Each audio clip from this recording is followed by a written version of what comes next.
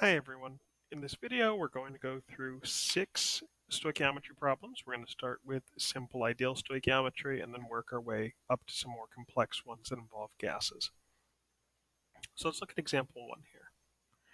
We have magnesium reacting with oxygen to make magnesium oxide.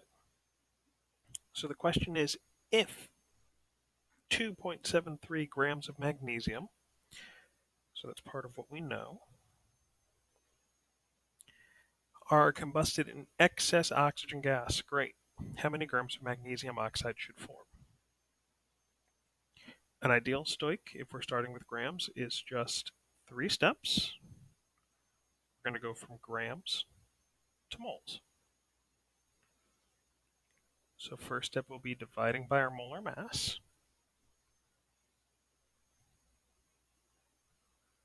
Then we need to go through our mole ratio. So we want to make magnesium oxide. So there's 2 of those for every 2 magnesiums. Great, so it's a 1-to-1 ratio when we go to do the simplified math.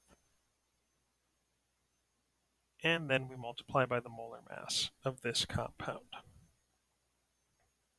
So let's double check that. We've got 24.30, 16, and that gives us 40.3 over 1 mole. If we double check our units, grams are gone, magnesium's gone, mole's gone. So let's go ahead and do that. 0.73 over 24.30 times 40.3, again, because times 2 divided by 2, we don't need to do that step. And I've got 3 sig figs, so this will be 4.53 grams magnesium oxide should form.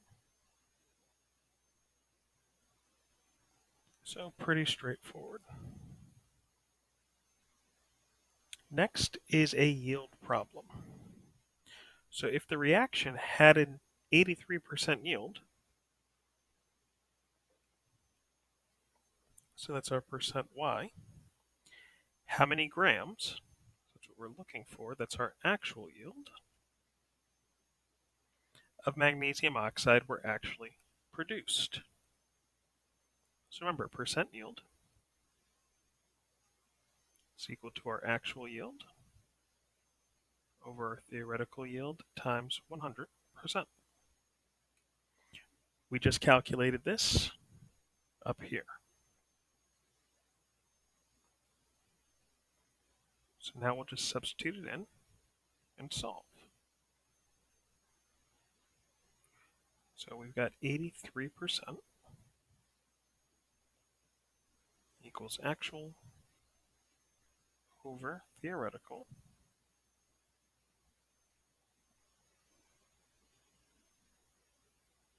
times 100. Now it doesn't matter which step we take first. We can multiply by the 4.53 or divide by 100. I'm going to divide by the 100 here. And that way our percents cancel out.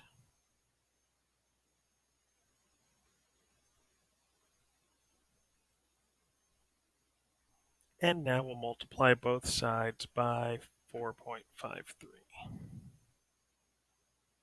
0.83 times 4.53. For the correct number of sig figs, we get 3.76 grams equals the actual yield. So to complete a sentence here, there were 3.76 grams of MgO actually produced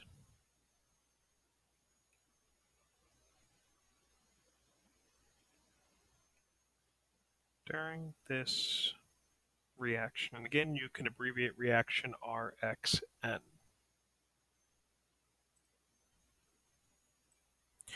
All right, let's move on to example 2.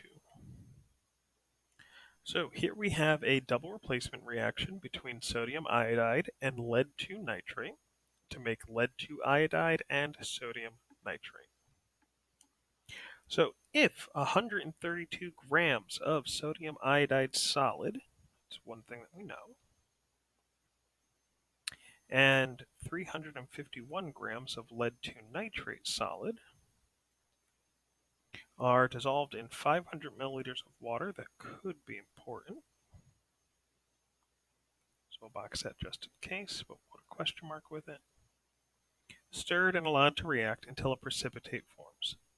Based on the equation above, how many grams of the precipitate forms?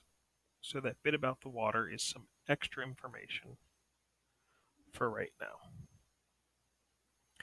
So if we are given amounts of both reactants, it tells us it is a limiting reactant problem. So we're going to convert both to one of the products, and then we'll go from there. Now it's asking for grams of the precipitate, so I'm going to convert both into moles of lead-2 iodide.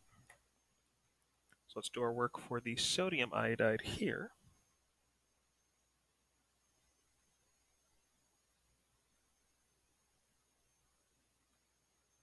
So we have to start by converting that into moles of sodium iodide.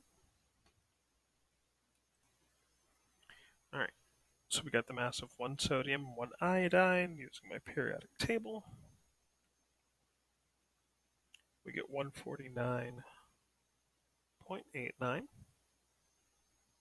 So right now we would be in moles sodium iodide. But I want to get 2 moles of lead iodide, so we're going to use our mole ratio.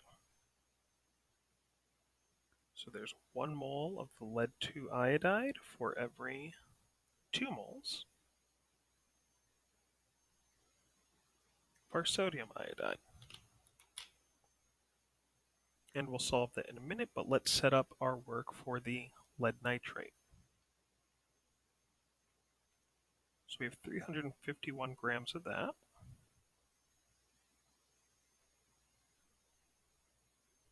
Times 1 mole over the mass of it, over the molar mass of it, and then times our ratio of 1 lead-2 iodide for every 1 lead nitrate. Grams are gone, lead nitrate's gone, leaving us with moles of that, and leaving us with, oops, crossed out the wrong thing, moles of that.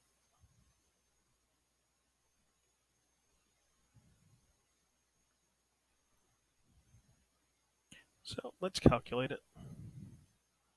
132 over 149.89, and then divide that all by 2 again.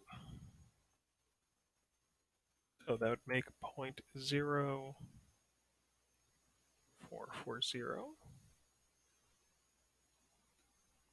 moles of the lead iodide. And let's see what our lead nitrate would produce. So we have 351 over 331.2 times 1 dividing by 1 doesn't change it. To the right number of sig figs. So remember, the one that produces the smaller amount of a product is the limiting reactant. And that's what we're going to use for the rest of our work. I'm just going to label that LR.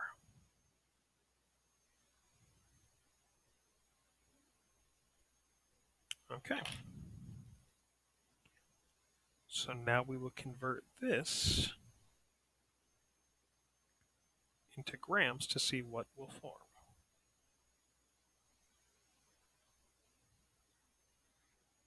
So we get a molar mass for PbI2 from the periodic table of 461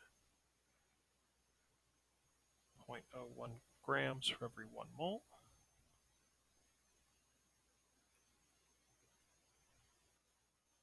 I'm going to pull that value there. 461.01. And at 3 sig figs, we're going to get 203 grams of lead 2.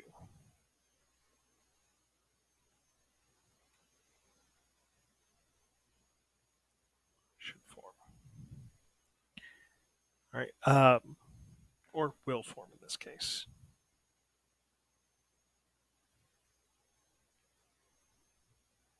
Now, the second part here wants us to draw a particulate view of the beaker at the end of the reaction. It doesn't tell us how many particles to use, so we're just going to sketch it. Now, we're going to have our lead 2 iodide as a solid. So solid precipitates should be sitting clumped together at the bottom of the beaker. We just need to make sure to label it.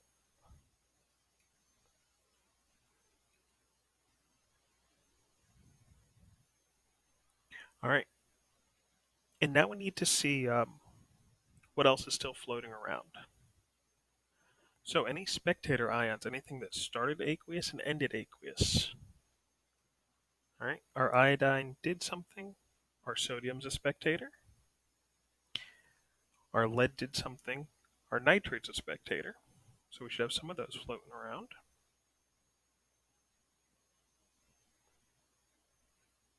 Remember, anions are going to be larger than the cations.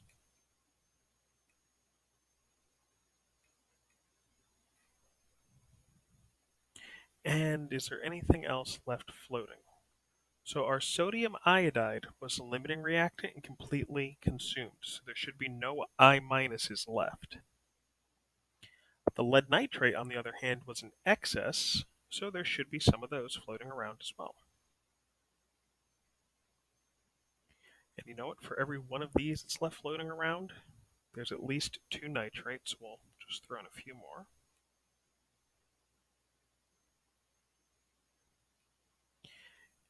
And there, that's a rough approximation of what could be left in this beaker.